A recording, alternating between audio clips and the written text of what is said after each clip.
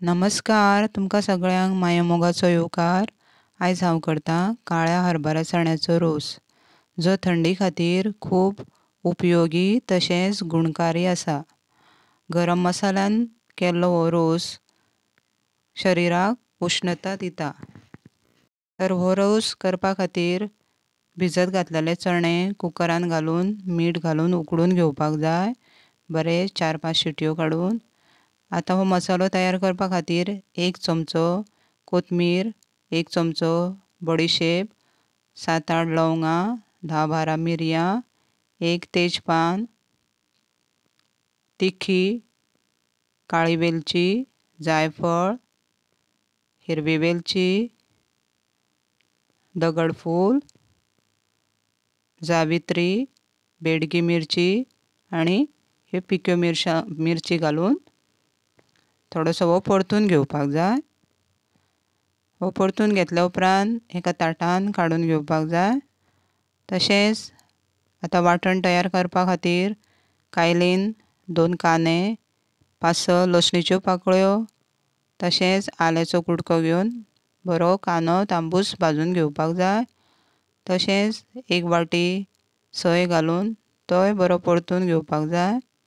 ताज्या उपरांत अर्दो चमचो हळद आनी घरावो थोडोसो मसालो घालून ही सोय परतून घेवपाक जाय। आतां आमी भाजलेलो हो मसालो मिक्स करून घेवपाक जाय। हें आतां वाटण तयार करपा खातीर आमकां 1 काशो हरभरे उकडून घेतल्या पळय ते घालून घेवपाक जाय। उदक घालून हें वाटण वांटून तयार जालें आमचें।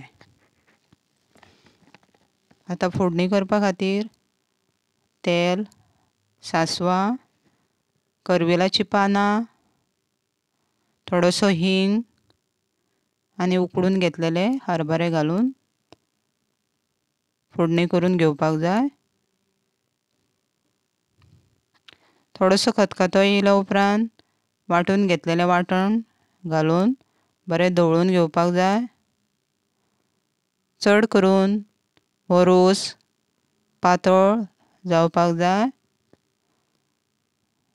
रोस खतखतल्या उपरांत मीठ, ओली कोथमीर घालून हो अशे तरेन आमचो तयार जालो काळ्या हरभऱ्याचो रोस। जर तुमी नक्की ट्राय करून पळयात। जर म्हज्या चॅनलाचेर नवीन आसात जाल्यार प्लीज लायक, शेअर, सबस्क्रायब करात। परत मेळची दुसऱ्या रेसिपीन। Thank you. देव बरें करूं।